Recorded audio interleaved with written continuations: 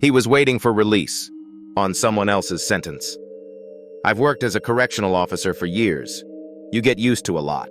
Silence after lockdown, cold stares, the little things inmates try to hide.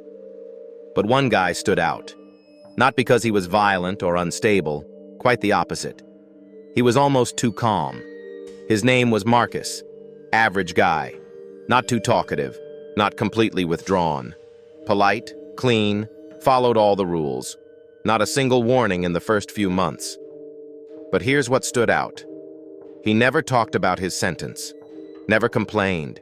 Never asked how much time was left. Then one day I overheard him telling a new inmate, "I've got a little over a year left. Then I'm going home." That was odd. I knew for a fact his sentence was 8 years, and he'd only served about a year and a half. At first I thought maybe he just said it to make the new guy feel better.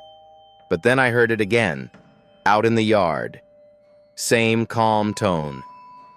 "I'll be out in a year." I checked his file. Everything was in order.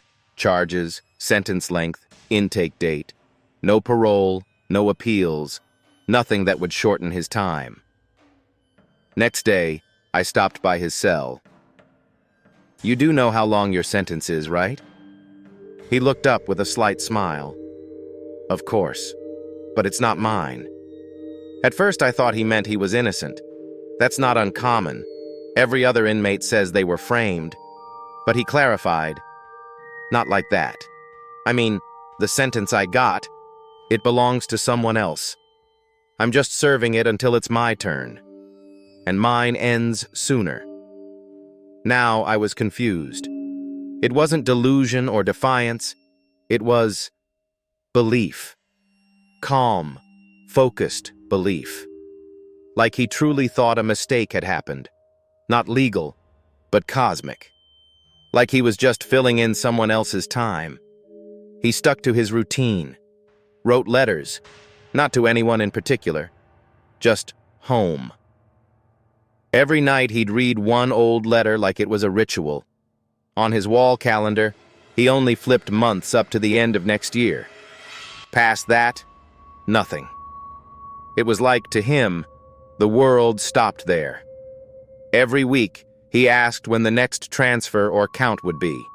Not anxious, just waiting. Confident that the system would eventually figure it out. 6 months later, he started packing. Folded his clothes neatly, gave away extra items, even said quiet goodbyes to a few inmates. No one knew what to make of it. They didn't mock him. They just watched. And then one day, we got a transfer list. Everything checked out. Last name on the list? Marcus. I double-checked. It matched. Legit paperwork.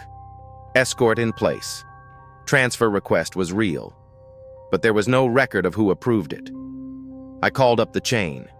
Everyone looked at the documents. Nothing forged. Nothing off. And yet no one could explain why he was on that list. He left without a word. No smiles, no farewells.